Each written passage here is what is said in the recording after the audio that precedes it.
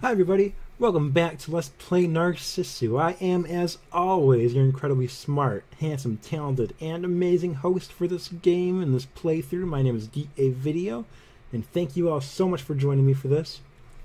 If you all remember in the last part, Satsumi and I ended up driving over to, we finally are on our way to some island. I forget what it's called right now, but we stopped on a bridge, we got our picture taken together, and I think that the main character realized that he likes her. Ooh, what's going to happen? We'll see here right now in Chapter 7, Narcissu, which is also the name of the game. Alright guys, let's get started. Around when the day was slowly being dyed orange. A sandy beach in winter, nobody in it. Pine groves swaying in the cold winter wind. I stopped the car at this beach and turned over the driver's seat to her. Can your feet reach the clutch pedal? It's fine. Okay, now shift the gears from neutral to second. I know. Okay. Now do as you will. Okay. She stretched out with all her might to step on the clutch and grasp at the steering wheel with concentration. I leaned forward in my seat, instructing her as best I could. Good. Now gently let up on the clutch. Okay. And then, all nervous, she...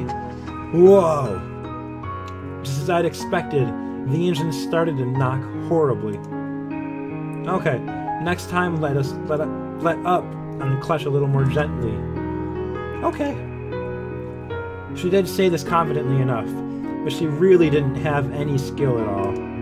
It's a very nice man, you like her. She was trying so hard that she was even pursing her lips. But I couldn't help but feel that it was really charming because usually she had no expression at all on her face. Hey, you almost look like you're hungover. I know. The silver coo, now quite noisy, courtesy of the crack in its muffler.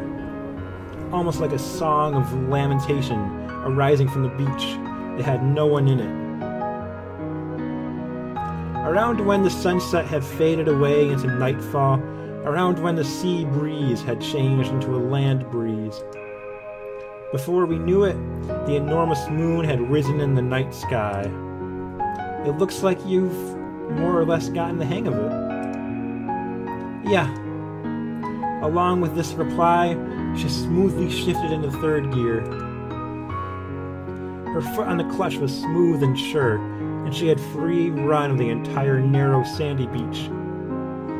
If you can do this, then you'd probably be able to get a license even without going to driver's school. Really? Well, take what I say with a grain of salt. After all, I'm not a certified instructor or anything. It wasn't as if we were planning on getting her license at this late hour. We both knew that. We had a map, we had our meds, and though it had a broken muffler, we had the silver coo. But we had no time, we had no future. And because I knew this, it was all the more painful to me. Well, then, I'll give you mine instead. Saying this, I took out my own license from my pocket. This was the license I thought I'd never use. The proof of a normal world that I thought I'd already lost. Here, as a substitute for your license. ... Even if I take it, it seems that I won't have the time to use it. Oh. Go ahead and take it. After all, I'm in the same boat. 7th floor, which no one had ever left alive. High ceilings, windows that opened only 15 centimeters, white ID bracelets. The third time was the end. She was on her second time. I was on my first. So here, congratulations. You're a license holder. Okay, thank you. With a tiny bow, she received the license from me. Now, she was a certified driver as well. Although not really, because I just gave her mine. She could drive any car she wanted and go anywhere. Not just on a coupe, but a sedan or even a convertible. I was sure that a girl like her could find places to love no matter where she went. I'm really falling for her. After we'd driven around for a bit more, we arrived at our destination, the place where the Narcissus bloomed. This was supposed to be a tourist attraction, but whether it was because it was so distant, or whether it was because it was night, there was no one around. And underneath the pitch-black curtain of night, we were waiting in the car for dawn to come. Say, shouldn't we turn on a light? No, because it looks like a battery's almost gone. Yeah, that's true.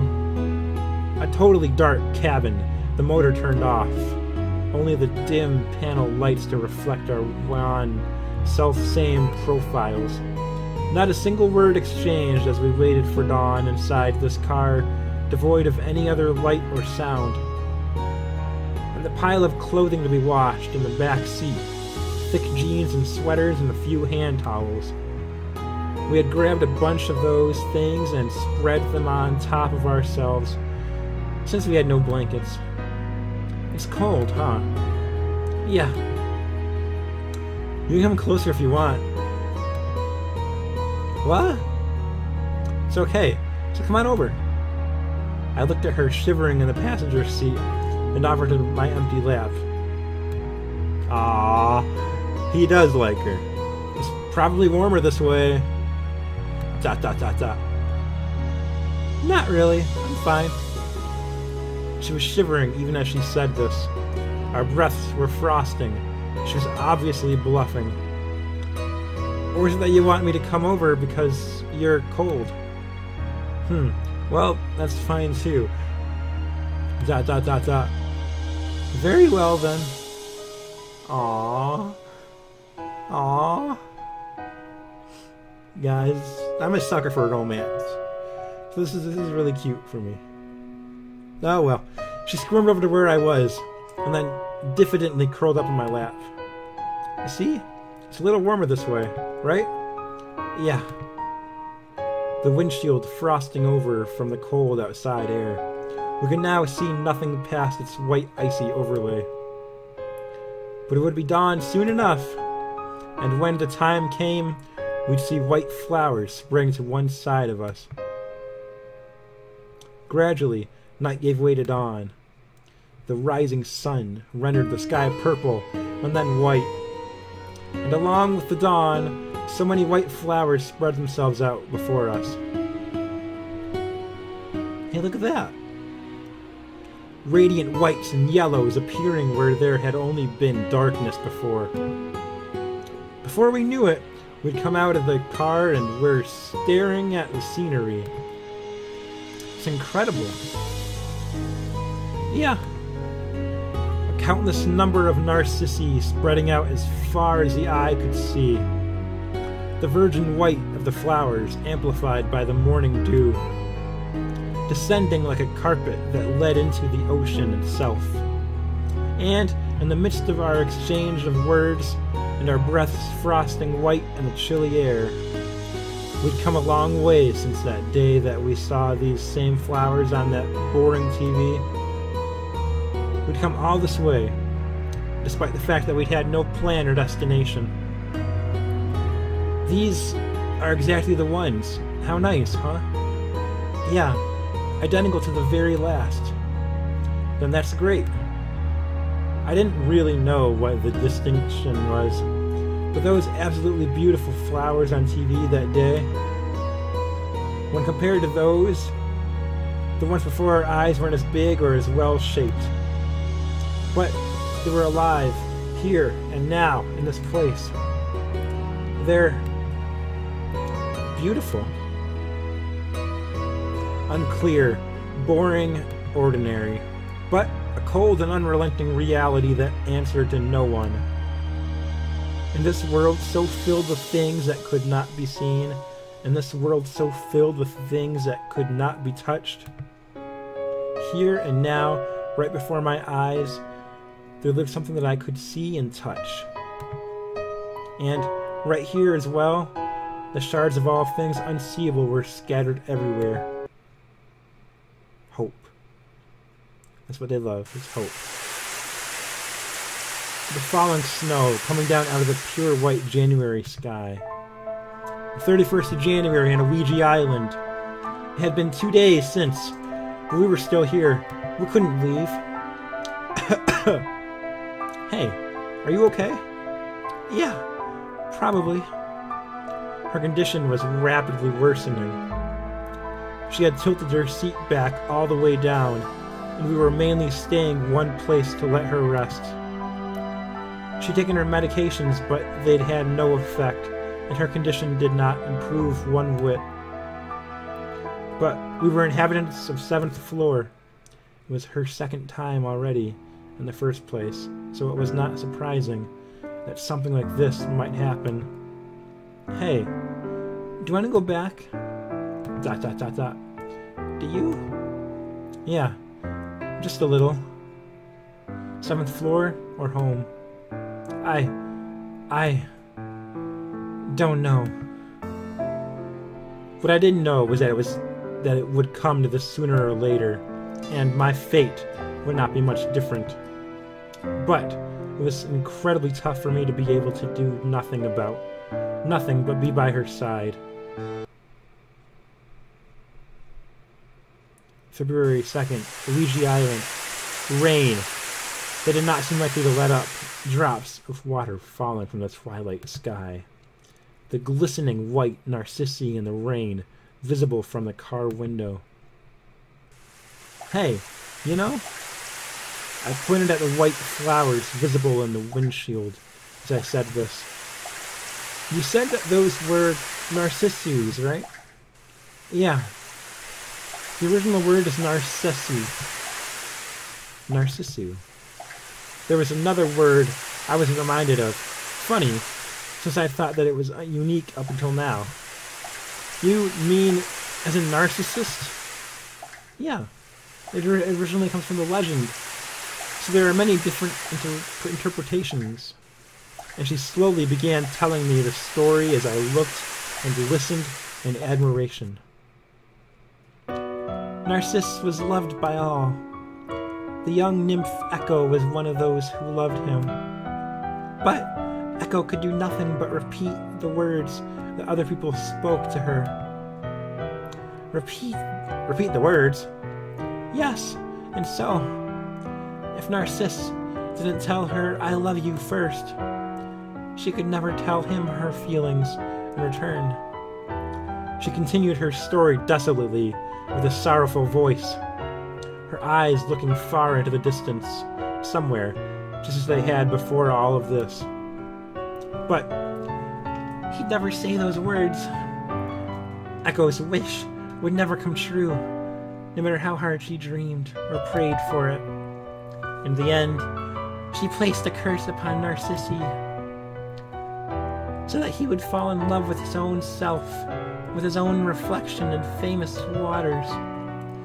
And Narcissus, who did nothing but gaze away at his own figure, one day turned into a beautiful flower. And that is a legend of how this flower, Narcissus, comes to be. She made a little sigh when she finished her talk.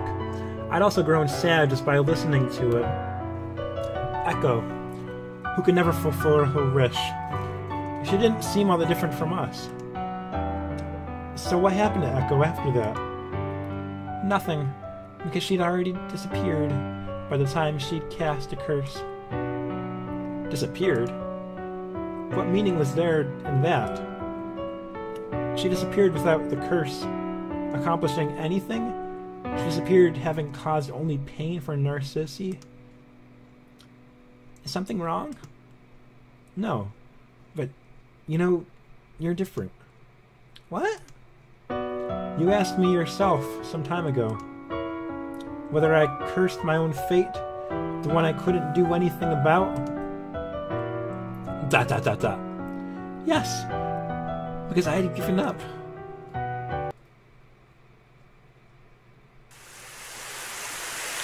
My time was at a standstill. I'd spent so many seasons, so many white overcast skies, without the want or the need to converse with anybody. Just when did I become all alone? Even if I closed my eyes, the real world didn't disappear. Even if I covered my ears, the sound of the rain would not stop. I knew that all too well.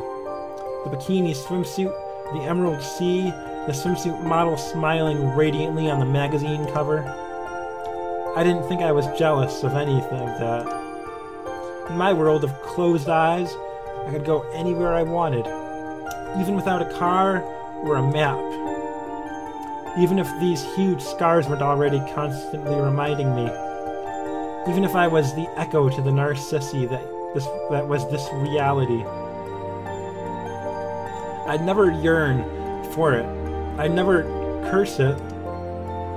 That's what I decided. And yet, my heart was pounding right then. My supposedly stopped time was ticking loudly.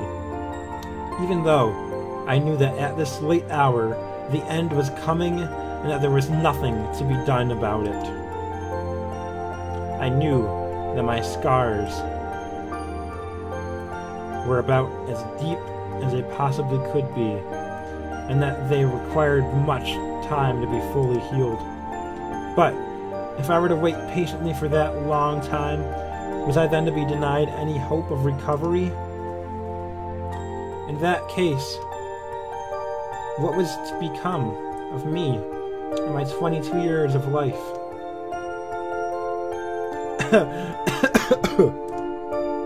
Hey, are you okay? Before dawn, I had reached over to the passenger seat and was stroking her back. It was 2 days afterwards now, and now even those ineffectual meds were all gone. But they were better than nothing. With that in mind, thinking to head to a pharmacy, I reached for the keys. And I was about to ignite the engine when... It's okay. She stopped me with her frail voice. But at this rate, they can't help me now. Well, that might be true, but it was as she said. I didn't think the same meds would do anything for her either. But it was just too hard for me to sit there and do nothing. Even if I knew that. Then let's go somewhere else. A different place? Yeah, someplace that isn't this lonely. Okay, let's decide on our next destination. Oh, that was me. ... Look, anywhere would be fine, so be my navigator again. I was speaking in a voice so cheerful that even I couldn't believe it was me. Speaking so brightly, all by myself to the girl who was just staring into the distance. Even though I knew that it was futile. It had been over 2 days. 3 days, really, and she'd not had her meds. I knew that. Hey, so tell me, do you want to go somewhere? Not really. That's right. You like cars. So, you want to get on the expressway again?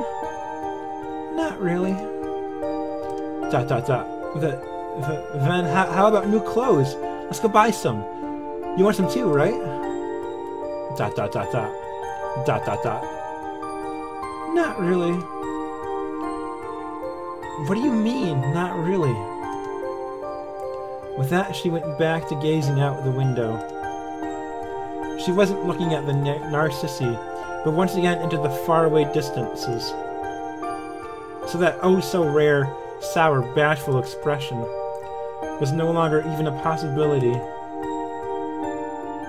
Well, why do you have to be like that? You and your incessant not-reallys. Well, wouldn't it be nice to look straight forward for a bit? I started shouting before I knew it. Strangely, it was all really sad. Well, you like her and she's dying and you don't want her to die, and so you're trying to get her to fight, but she's not fighting for it. It's understandable. But God, it's getting sad, guys. Nothing should have been really real to me, yet my heart ached. The car was in total silence. Outside the window, the flowers of January, the Narcissi, were swaying in the morning twilight before dawn. And there she was, staring at something far, far more distant than these white flowers. The distant sound of the sea waves was the only thing that held dominion here. It isn't so easy for me to face forward. What? The darkened car, her sudden quiet voice. It might be easy if you can yearn, hope, persist. If you can keep believing that you'll be rewarded someday. But what can you do when your wish doesn't come true? When that time comes, I'm not so strong that I can smile and say that it wasn't for nothing. Her eyes, which had been focused on the far distance, were now staring straight at me from the passenger seat.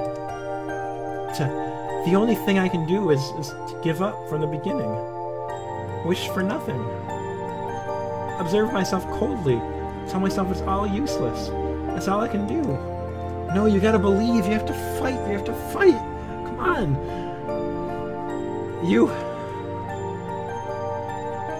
She was crying for the first time. It was usually so hard to get any expression out of her. And yet, now, her shoulders were heaving a little, and tears were falling down her face. Well, when that time comes, even if I'm trying my hardest, even if, for me, there's nothing left but that last excuse. Because I've known this was futile ever since the beginning. So, can't you leave me with at least that?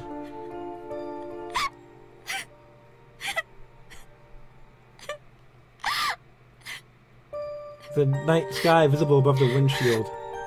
Nothing but the moon showing its face in the sky before dawn. The occasional roar of the sea waves and the sound of her weeping. She may have been fundamentally similar to Echo after all, able only to say the same single thing over and over, able to say nothing, wish nothing, and see nothing for herself, able to do nothing but give up. Her veto of both 7th floor and her home is probably her first and last act of defiance.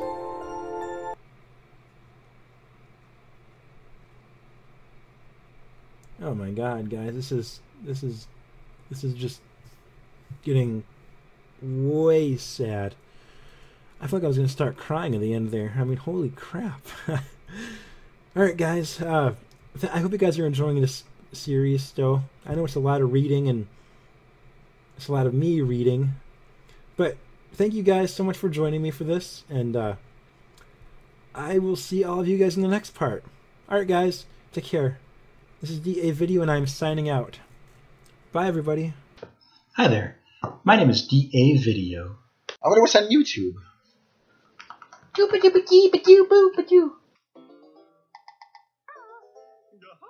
Whatever happened to Donkey Kong? Where are the turtles? It's Sunday, gotta get down on Sunday. I see everything. Hey, it's me. I'm this pretty little girl with blonde braids. I'm a handsome fella. Say hello, there I go. You know, guys, I really hope that the choir here is like, you know, the really fun high school choir where people would hang out and sing songs instead of doing math work. But I have a feeling that in this place, the choir is going to suck. And that's not even to mention how smart I am. See, I have glasses, and I love the Cardinals. And so that makes me a genius, like, obviously. Me.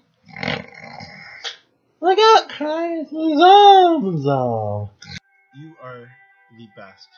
Thank you all so much for all your support and everything that you guys have done for me. I love each and every one of you. Alright, you guys take care. Goodbye, guys.